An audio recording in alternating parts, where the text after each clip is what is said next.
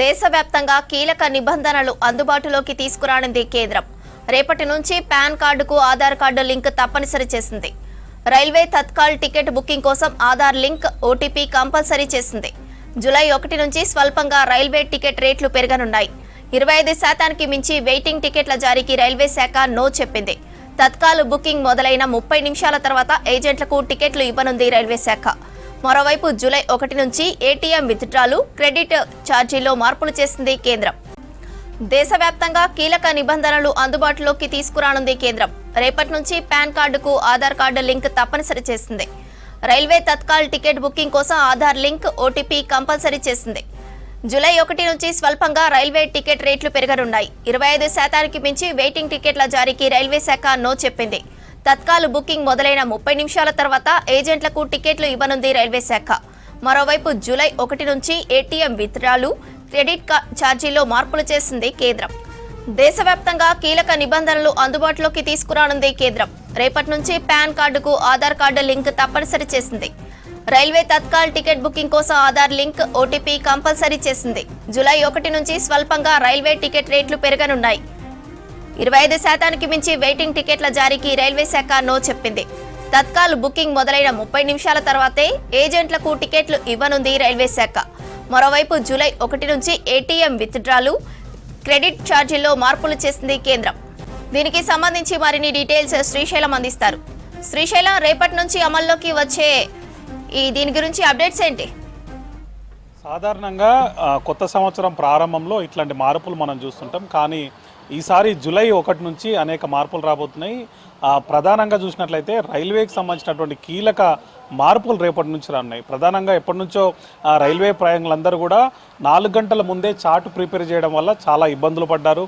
దీన్ని 8 గంటలకు పెంచుతూ రైల్వే శాఖ నిర్ణయం తీసుకుంది. అంటే 8 గంటల ముందే చార్ట్ ప్రిపేర్ చేస్తూ వాళ్ళకు ఒక మెసేజ్ కూడా ఇవ్వనుంది. దీని ద్వారా ఒకవేళ ఎవరికైనా టికెట్లు దక్కకుంటే, వెయిటింగ్ లిస్ట్లో ఉండి టికెట్లు దక్కకుంటే వాళ్ళంతా కూడా ఆల్టర్నేట్ సోర్స్ చూసుకొని వాళ్ళ గమ్యస్థానానికి చేరుకునేటువంటి అవకాశం కలుగుతుంది. ఈ మార్పు కీలకంగా ఉండనుంది. అది రేపటి నుంచి అమల్లోకి రానుంది. ఇది కనుక అంటే 8 గంటల ముందే చార్ట్ ప్రిపేర్ చేయడం వల్ల చాలా మందికి కూడా ఒక వెసులుబాటు అనేది దక్కుతుంది. ఏం చేయాలి అనే దాని మీద కూడా ఒక అవగాహన అనేది వస్తుందని చెప్పి చాలామంది ప్రయాణికులు భావిస్తున్నారు. దాంతోపాటు ఆధార్ను కూడా అంటే తత్కాల్కి సంబంధించి కూడా కీలకమైన మార్పులు చేసింది. ఇప్పటి నుంచి తత్కాల్ టికెట్ అంటే ఐఆర్సిటీసీతోని ఆ అకౌంట్తోని లింక్ అయినటువంటి ఫోన్ నెంబర్ కానీ లేదంటే ఆధార్ నెంబర్ కానీ ఆధార్ నెంబర్ లింక్ చేస్తేనే వాళ్ళు తత్కాల్ టికెట్ అనేది బుక్ చేసుకునే అవకాశం ఉంటుంది. అది కూడా రేపటి నుంచే అమల్లోకి రాబోతుంది. అంటే ఇక్కడ నుంచి ఐఆర్సిటీసీ కింద ఎవరైనా తత్కాల్ టికెట్ బుక్ చేసుకోవాలి అనుకుంటే వాళ్ళ ఆధార్ నెంబర్తో పాటు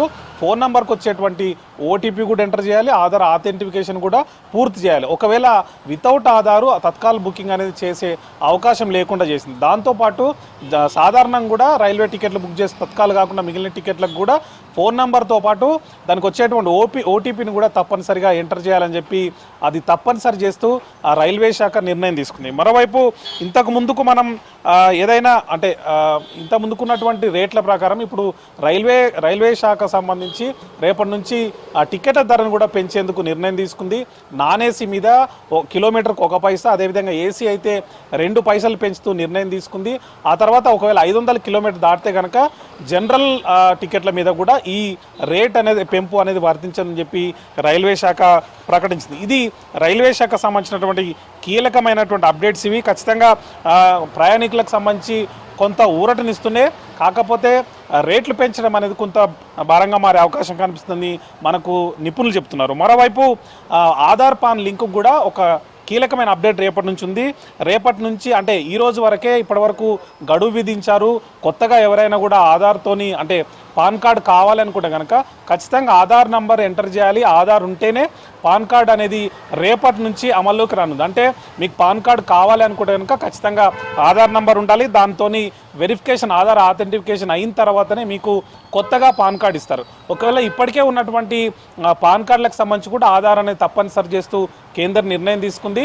ఇప్పటికే లింకు చేయని వాళ్ళందరూ కూడా డిసెంబర్ వరకు అవకాశం ఇచ్చింది. డిసెంబర్ 31 వరకు కూడా వాళ్ళు పాన్ కార్డుతోనే ఆధార్ కార్డును లింక్ చేసుకునేందుకు అవకాశం ఇచ్చింది. ఇది కాకుండా బ్యాంకులకు సంబంధించి కూడా కొన్ని కీలక అప్డేట్స్ రేపటి నుంచి ఉండబోతున్నాయి. కొన్ని బ్యాంకులు క్రెడిట్ కార్డులకు సంబంధించి అంటే 10,000 పైన ఉన్నటువంటి వ్యాలెట్ పేమెంట్కి సంబంధించి కానీ 50,000 పైన ఉండేటువంటి యూటిలిటీ పేమెంట్స్ కానీ అదేవిధంగా హెల్త్ లేదంటే ఎడ్యుకేషన్ సంబంధించినటువంటి పేమెంట్స్ చేసే వాళ్ళకు యూటిలిటీ అయితే 50,000 పైన అదేవిధంగా వ్యాలెట్ అయితే 10,000 పైన ఉంటే ఖచ్చితంగా 1% ఫీజు అనేది నిర్ణయించింది.